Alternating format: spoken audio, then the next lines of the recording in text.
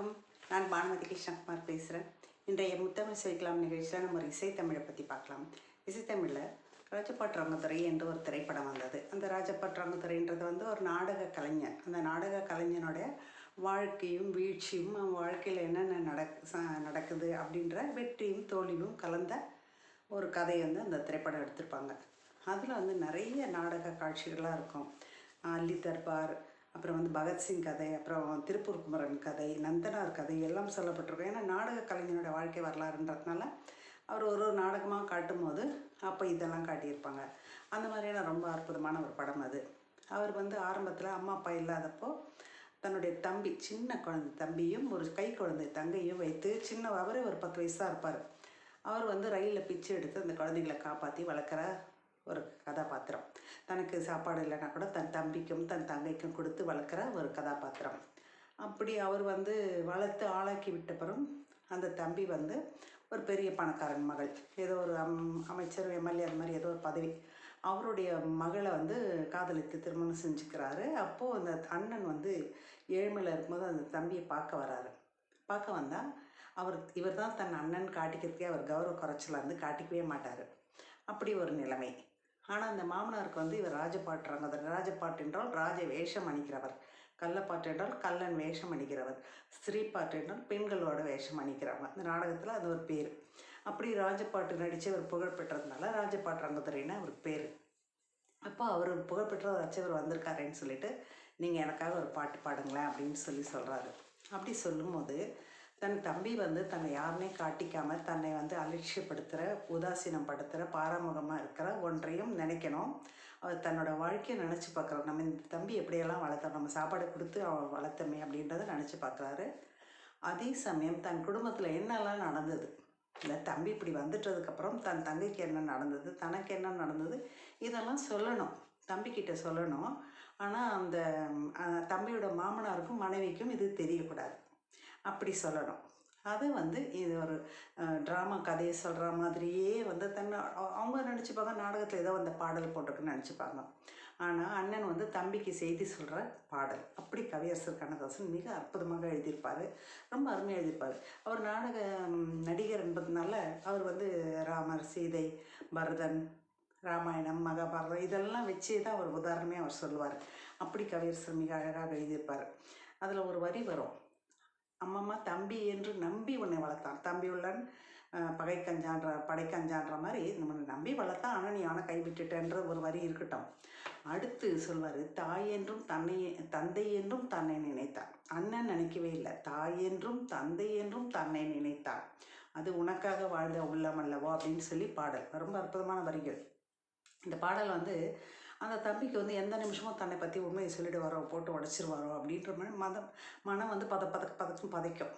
அப்போது அவருக்கு அந்த சஸ்பென்ஸ் இருக்கிறதுனால அந்த 7th கார்டுன்னு சொல்லுவாங்க, அந்த சஸ்பென்ஸாகவே வாசிப்பாங்க. வயலின், அந்த அண்ணனோட சோகத்தை சொல்கிற வயலின், அது ஒரு சோகத்தில் இழையோடிட்டே போயிட்டே இருக்கும். அந்த அம்மம்மா நான் என்ன பாடெல்லாம் பட்டேன் அப்படின்னு சொல்லும்போது அந்த கேங்கர் ட்ரம்ஸ் பலமாக அவர் பாடுபட்ட பலனுக்கெல்லாம் உணர்த்துற மாதிரி ஒரு கேங்கர் ட்ரம்ஸ். மற்ற இடத்துலலாம் டோலக்ஸ் அப்பெல்லாம் வந்தாலும் அந்த அம்மம்மா நான் பட்டேன்னு வளர்த்தேனேன்னு சொல்லும் போதெல்லாம் கேங்கர் ட்ரம்ஸ் வாசிக்கப்பாங்க. அந்த மாதிரி அந்த இசையிலேயே அவ்வளோ ஒரு நுட்பம் இருக்கும் அந்த படத்தில். அப்புறம் அவர் சின்ன அந்த ரயிலில் அந்த டிக் டிக் டிக் டிக்னு அந்த டேபிள் டென்னிஸோட மேட்டை சத்தம் உருவாக்கி அந்த பாட்டு பாடினதுன்னா அது தம்பிக்கு ஞாபகப்படுத்தணும், இன்றைக்கி தானே உனக்கு இந்த வாழ்வு, நீ அப்படி இருந்தவங்களாச்சுன்னு சொல்லணுன்றதுக்காக அந்த டேபிள் டென்னிஸோட மேட்டில் அந்த சத்தம், கேஸ்டர்நட்ஸு சத்தம் சொல்லுவாங்க, அதை வர வச்சுருப்பார். அதை இயக்குனர் காட்சியிலையும் அங்கே அவங்க டேபிள் டென்னிஸ் ஆடிட்டு தம்பி மனைவியும் வெளியிலேருந்து வர்ற மாதிரி, அப்போ அதை கையில் எடுத்து இவர் இசை போட்டுக்கிட்டே பாடுற மாதிரி அந்த காட்சியை மிக அற்புதமாக இயக்குனர் பி. மகாதேவன் அவர்கள் வைத்திருப்பார். சரி, கவியரசர் கண்ணதாசன் அற்புதமான அந்த பாடலை பாடியிருப்பார். மெல்லிசை மாமனார் எம்.எஸ். விஸ்வநாதன் அவர்கள் அங்கங்கே அந்த 7th கார்டு சஸ்பென்ஸ் சொல்கிறதுன்னா, அந்த கதாநாயகனோட மனசோகத்தை அந்த வயலினில் சொல்கிறதுன்னா, அந்த ரயில் இசை வரத்துனால அந்த கேஸ்டர்நட்ஸில் சொல்கிறது என்ன, அவ்வளோ அற்புதமாக வரும். அதே மாதிரி தங்கையோட நிலைமை அதெல்லாம் சொல்லும் போது இசையே இருக்காது. ஏன்னா தம்பி தங்கையோட வாழ்க்கையை, சோக வாழ்க்கையை சொல்லும் போது ஆழ்ந்து கவனிக்கணும்.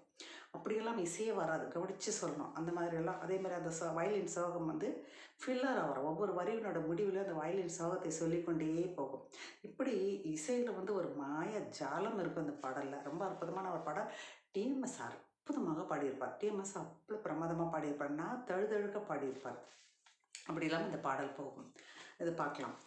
அம்மம்மா தம்பி என்று நம்பி அவன் உன்னை வளர்த்தான். அந்த உன்னைன்றது வந்து அவங்க நினச்சிப்பாங்க பாடல்னு.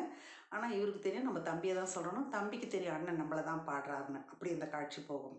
தாய் என்றும் தந்தை என்றும் தன்னை நினைத்தான் அது உனக்காக வாழ்ந்த உள்ளம் அல்லவா அப்படின்னு. இந்த 2 வரைக்கும் ஒரு தடவை மெட்டு மாறிக்கிட்டே போகும். அது ஒரு சிறப்பு இந்த பாடலில். அப்புறம் இந்த வயலின் சஸ்பென்ஸாக போகிறது, வயலின் திருப்பி அந்த காட்சி அவர் நினைவுபடுத்தி பார்க்கும்போது ஒரு ஃப்ளூட்டு சர்க்கிள் மாதிரி வாசிக்கிறது, அப்படி அதெல்லாம் வரும். அப்புறம் வந்து கையில் வைத்து காத்திருந்தால் கால்நடியில் காத்திருக்கும் நன்றி உள்ள நாய்கள் உள்ள நாடு. ஒரு தடவை சாப்பாடு கையில் வச்சு கொடுத்துட்டோம்னா அது காலடியிலே விழுந்து கிடக்கும். அந்த மாதிரிலாம் இருக்குது. ஆனால் சொந்தமின்றி பந்தமின்றி வந்த வழி நினைவுமின்றி நம்ம எவ்வளோ ஏழ்மையாக இருந்து வந்தோம் அதெல்லாம் நினச்சி பார்க்காம இப்போ பெரிய பணக்கார மாதிரி காட்டிக்கிறான் தம்பின்றதையும் அந்த வரிகளில் கவியரசர் மிக அழகாக வச்சு எழுதியிருப்பார். வந்த வழி நினைவுமின்றி பிள்ளைகளும் பிறந்திருக்கும் வீடு, இந்த மாதிரி பிள்ளைங்களும் பிறந்திருக்கே அப்படின்ற மாதிரியும் சொல்லுவார். ரொம்ப அழகாக திருப்பி டிக் டிக் டிக்குன்னு அந்த கேஸ்டர் நட்ஸ் மாதிரி அந்த மேட்டை வச்சு அடிப்பார். அப்புறம் கிடார் எடுத்து கொடுக்கும். நல்ல பாரதத்தில் ராமன் நாடகத்தில் 3 தம்பிகளை நானும் கண்டேனே. ராமன் வேஷம் போடும்போது அவருக்கு 3 தம்பி.